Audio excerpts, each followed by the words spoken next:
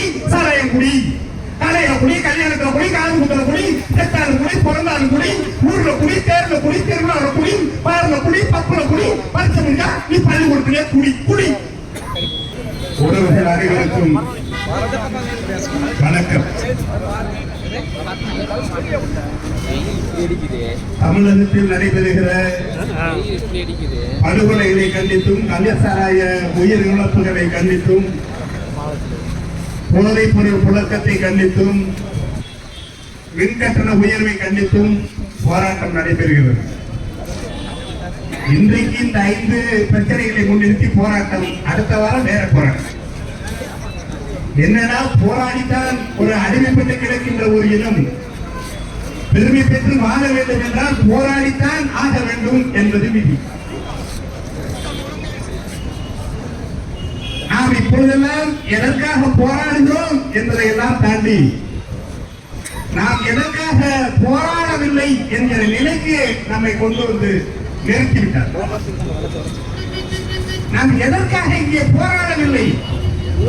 ஆசிரியர்கள் போராட்டம், மாணவர் போராட்டம், செவிலியர் போராட்டம், மருத்துவர் போராட்டம், போக்குவரத்து ஊழியர் போராட்டம், மின் உயர்வை கண்டித்து போராட்டம், காலை குடும்பங்களுடன் குடிநீர் கேட்டு போராட்டம், சாலை வேண்டி போராட்டம், இந்த படுகொலைகளை அழித்து போராட்டம், போதைப் பொருள் கலாச்சாரத்தை ஒழிக்க வேண்டும் என்று போராட்டம், மின்காட்டுன உயர்வை எதிர்த்து போராட்டம், சொத்து வரி உயர்வுக்கு எதிராக போராட்டம், எல்லாம் போராட்டம் தான். ஒரு திரைப்படத்தில் கூட ஒரு பாட்டு வரும், என்னன்னா, வாழ்க்கையே போர்களும் வாழ்ந்துதான் பார்க்கணும் என்று ஒரு பாட்டு. ஆனால் என் அன்பவர்களே, நம்முடைய வாழ்க்கையை எப்படி ஆகிவிட்டது என்றால், வாழ்க்கையே போராட்டங்களும் வாழ்ந்துதான் கொலைக்கணும் என்கிற நிலைக்கு நம்மை கொண்டு வந்து நிறுத்திவிட்டார்.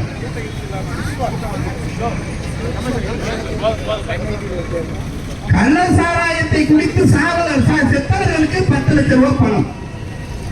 கள்ள சாராயம், சாராயம் என்றாலே அது சாராயம் தான். இதுல நல்ல சாராயம் என்ன, கள்ள சாராயம் என்ன? கள்ள சாராயத்தை குடித்து செத்தவர்களுக்கு 10 லட்சம் என்றால், நல்ல சாராயத்தை குடித்து 1.5 லட்சம் பேர் உயிரிழந்திருக்கிறார். அவர்களுக்கு என்ன தீர்வு இருக்கிறது? என்ன தீர்வு இருக்கிறது? 10ஆம் வகுப்பு 12ஆம் வகுப்பு படிக்கிற பிள்ளைகள் இன்று கண்ணீரோடு சொல்கிறார்கள், நாங்கள் 500 600 மதிப்பெண்களுக்கு 590 மதிப்பெண்கள் எடுத்திருக்கிறேன், 570 மதிப்பெண்களை எடுத்திருக்கிறேன். அப்பா என்ன செய்கிறார்? அப்பா செத்துட்டார். அம்மா மட்டும்தான் வருகிறாங்க குழந்தைகளை. 10 பிள்ளைகள் நல்ல மதிப்பெண்களை எடுத்த 10 பெண்கள், 10 பிள்ளைகளின் தந்தை, 4 தந்தை இல்லை 4 பேருக்கு. இந்த அவல நிலை சாராயத்தால் வந்ததுதான். இந்த பிள்ளைகளின் கேள்விக்கும் இந்த பிள்ளைகளின் கண்ணீருக்கும் அரசு என்ன தீர்வு சொல்ல போகிறது? என்ன தீர்வு சொல்ல போகிறது? எங்கு பார்த்தாலும் சாராயம், எதற்கு எடுத்தாலும் சாராயம், எங்கேயும் குடிதான். என்னதான் கணக்கு இருக்கிறவங்க? நமக்கு முன்னவர்கள் நமக்கு கற்பித்தது ஒன்றுதான், படிப்படி, மூளைப்படி, சங்கத்தமிழ் மூளைப்படி, இதைத்தான் கற்பித்தா. ஆனால் நம்முடைய அரசு எப்படி இருக்கிறது? குடி குடி சாராயம் குடி, கலையில குடி, கல்யாணத்துல குடி, காது குத்துல குடி, செத்தாலும் குடி, பிறந்தாலும் குடி, ஊர்ல குடி, தேர்ல குடி, திருவிழாவில குடி, பாருல குடி, பப்புல குடி, பரிசு முடிஞ்சா நீ பள்ளிக்கூடத்திலே குடி குடி. வேட்டி அவிழ்மடி, ரோட்டில் உருவிமடி, பொண்டாட்டி தனி அறுக்குமடி, பிள்ளைகள் தெரிவி நிற்குமடி, குடி குடித்து சொத்தி போல. இதுதான் அரசு நமக்கு சொல்லுகிறது. எதற்கு? வாழ்வதற்காக நாம் போராடலாம். வாழ்க்கையே போராட்டம் என்றால் நாம் என்ன செய்வது? என்ன செய்வது? படுகொலைனா ஏதோ முன்னே படுகொலை நடக்கும் திட்டமிட்டு படுகொலை, ரோட்டில் நடக்கும் போது படுகொலை செய்யலாம். சொல்ல முடியாது. இங்க கூட 4 பேரை ஓட்டி நம்ம யாரையாவது வெற்றி கொண்டால் கூட காவல்துறையும் வேடிக்கை பார்த்து கொண்டுதான் இருக்கு. அந்த அளவுக்கு காவல்துறை கைகள் கட்டப்பட்டிருக்கிறது. இந்திய கொலை, ஆம்ஸ்ட்ராங் கொலை வழக்கு கொலை நடக்கும் என்று காவல்துறைக்கு தெரியுமா? தெரியாதா? தெரியும். ஏற்கனவே அவர்கள் முன்னெச்சரிக்கை செய்திருக்கிறார்கள். இருந்தும் கொலை நடைபெறுகிறது. ஒரு படுகொலையா, ஒரு கொலையா இருந்தா பரவாயில்ல, தொடர்ந்து படுகொலை நடந்து இருக்கிறது. இதற்கு தீர்வு அதுக்கு நம்ம எதை பற்றியுமே பேச முடியாது. ஏன் படுகொலை செய்து விட்டீர்கள் என்று போராடியா கள்ளச்சாராயம் குடித்து 10 பேர் சாகும்.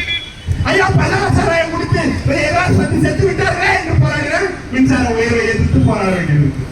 ஐயா மின் கட்டணத்தை உயர்த்தி விட்டார்களே என்று நாம் போராடினால் சொத்து வரி உயர்வு. எதற்காகத்தான் நாம் போராடுவோம்? எதற்காக போராடுவோம்? என் அன்பு உறவுகள் ஒன்றை தெளிவாக புரிந்து கொள்ள வேண்டும். அடிமைப்பட்டு கிடக்கின்ற ஒரு தினம் பெருமை பெற்று வாழ வேண்டும் என்றால் போராடித்தான் ஆக வேண்டும் என்பது விதி. நாம் அடிமையாக பிறந்து விட்டோம், அடிமையாகவே செத்துவிடக் கூடாது என்பதற்காகத்தான் நாம் போராடுவோம். அதற்காகத்தான் போராடுவோம்.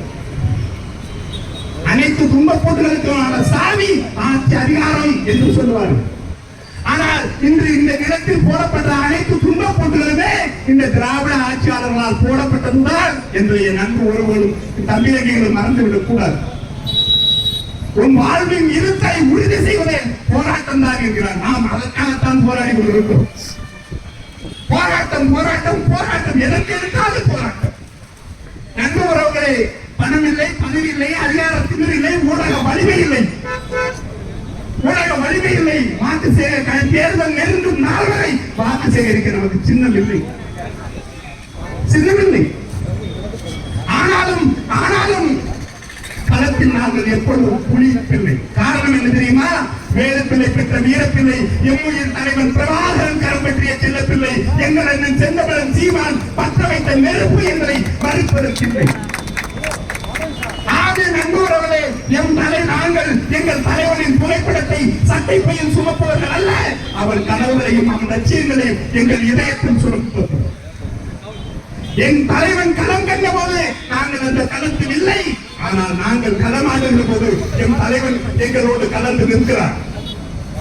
அதனால்தான் எத்தனை தோல்விகளை சந்தித்தாலும் நாங்கள் தொடர்ந்து இந்த களத்திலே நிற்கிறோம். எம்மிடத்திலே மீண்டும் ஒரு ஜெயலலிதா பிறப்பதற்கு வாய்ப்பில்லை, மீண்டும் ஒரு கருணாநிதி பிறப்பதற்கு வாய்ப்பில்லை, மீண்டும் ஒரு எம்ஜிஆர் பிறப்பதற்கு வாய்ப்பில்லை. ஆனால் மீண்டும் ஒரு பிரபாகரன் பிறப்பதற்கு வாய்ப்பு இருக்கிறது. காரணம், அவன் எங்கள் இனத்தின் தலைவன். அவன் எங்கள் இதயத்திலே சுமக்கவில்லை. என் அன்பு உறவுகளே, அவன் எங்கள் இதயத்தில் இருந்திருக்கவில்லை, எங்கள் ரத்த அணுக்களிலே கலந்து நிற்கிறான். ஒரு நாள் இல்லை, ஒரு நாள் அவன் எங்கள் உயிர் அணுக்களிலே பிறந்து வருவான். அந்த நம்பிக்கையில் தான் ஒவ்வொரு நாளும் நாங்கள் ரத்த தானம் செய்து கொண்டிருக்கிறோம். நாங்கள் ரத்த தானம் செய்வது ஒரு வெறும் உயிரை காப்பாற்றுவதற்காக அல்ல, எங்கள் இனத்தை பாதுகாப்பதற்காக என்று என் அன்பு உறவுகள் புரிந்து கொள்ள வேண்டும். இனத்தை இழந்தால் நிலத்தை இழப்போம், நிலத்தை இழந்தால் வளத்தை இழப்போம், வளத்தை இழந்தால் அடிமைகளாகவும் கையேந்து நிற்போம், கையேந்து நிற்போம். மாடு கட்டி போரடித்தால் மாலாது என்று, யானை கட்டி போரடித்து மரபர் பக்கம் வாழ்ந்த இந்த நிலத்தை வெறும் போராட்ட களங்களாக மாற்றி நிறுத்தியிருக்கிறார். திரையிட ஓடியும் திரவியம் தேடி வாழ்ந்த நிலத்தை மரமானதாக்கி, பார்த்த இரவெல்லாம் பசுப்பிடி போக்கி வாளோடும் மேலோடும் வாழ்ந்த ஒரு இனத்தை, செழிப்போடும் செல்வ செழிப்போடும் வாழ்ந்த ஒரு இனத்தின் மக்களை வாழ வழியற்ற மக்கள் பிள்ளைகளால் தேசம் என்று வீதிகளை அடையவிட்டு, நிலங்களை அளித்து, வளங்களை அளித்து, வாழும் வரிகளை அளித்து, உலகிற்கே அரிசி தந்தவன் பிள்ளைகளின் வாயில் வாக்கரிசி தந்துவிட்ட இந்த அரசியல் அதிகாரங்களை எடுத்து நாம் போராடி கொண்டிருக்கிறோம். என் அன்பு உறவுகளே, ஒன்றை என் அன்பு உறவுகள் புரிந்து கொள்ள வேண்டும். போராட்டம் என்பது மண்ணுக்காக போராட நீ தயங்குகிறாய். ஆனால் ஒவ்வொரு விதையும் மண்ணோடு போராடினால் மரமாக இருக்கிறான்.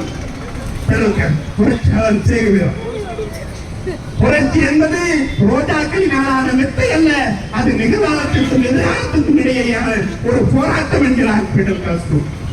போராடினாலும் சாவோம், போராடாவிட்டாலும் சாவோம். போராடினால் ஒருவேளை வாழ்வதற்கு வாய்ப்பு இருக்கிறது. அதனால் நாம் போராடி சாவோம் என்று இந்த போராட்ட களங்களை நமக்கு கையளித்தவன் நம்மிட தலைவன் வேறு பிரபாகரன். அவன் கரங்களை பற்றி நாம் இந்த போராட்டம் கலந்து கொண்டிருக்கிறோம். ஆனால் என் அன்பு உறவிலே, நாம் போராடுவது சாவதற்காக அல்ல, அடுத்த தலைமுறை பிள்ளைகள் வாழ்வதற்காக என்று உணர்ந்து தெளிந்து நாம் போராட வேண்டியிருக்கிறோம்.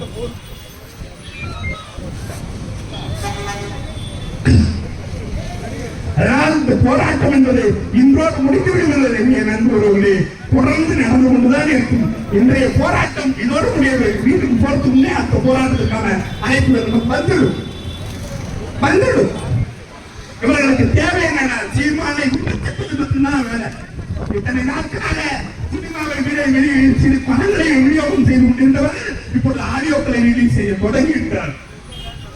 என் அன்பு உறவுகளை, என் அண்ணன் தம்பி ஒன்றை புரிந்து கொள்ள வேண்டும். இந்த இனத்தை, இந்த நிலத்தை இந்த மரங்களை வெட்டி அழுத்தவர்கள் நாம் இல்லை. இந்த மரங்களை உடைத்து கடத்தியவர்கள் நாம் இல்லை. இந்த இயற்கை வளங்களை கடத்தியவர்கள் நாம் இல்லை. ஆனால் உழைத்து விமர்சனம் செய்வோம் என்றால் சீமானின் தமிழை மட்டுமே விமர்சனம் செய்கிறார்கள் என்றால் அதற்கான இந்த மரங்களை அழித்து இந்த இனத்தை படுகொலை செய்தவர்கள் மீது வராத போது இந்த இனத்தை அழித்து இந்த நிலத்தை அழைத்து இந்த வாழும் பள்ளிகளை அழைத்து வழிபாட்டின் மொழிகளை வளர்நாட்டின் மொழிகளை தமிழ்நாட்டின் தமிழ்நாட்டால் சாப்பாட்டின் வழிகளை என்கிற நிலையில் நம்மை கொண்டு வந்து நிறுத்தியவர்கள் மீது வராத போது சீமானின் தம்பிகள் மீது வருகிறது என்றால் இதுக்கு பேர் போக மாட்டேன் என்பவர்களே இவர்கள் தமிழினத்திற்கு கிடைத்த சாபம் என்பதை என் அன்பு உறவு புரிந்து எங்கள் தலைவன் எங்களுக்கு கற்பித்திருக்கிறார். எங்கள் முன்னவர்கள் எங்களுக்கு கற்பித்திருக்கிறார்கள். அதை மாவட்ட நில மாநில அணிவாதிகளாகவே அதை விடவே ஒரு அதிகாரம் நிறுவாய் என்றிருக்கிறார். அவர் சொல்லிட்டு செத்துட்டார், நாம் செஞ்சுட்டால் சாகரம் என்பதை நண்பர்கள் நெஞ்சில் நிறுத்தி போராட வேண்டும். எனக்கு ஒன்றுதான் இனத்தின் விடுதலை, இனம் ஒன்றாதோ இனத்தை வென்றாதோ நாம் தமிழர்.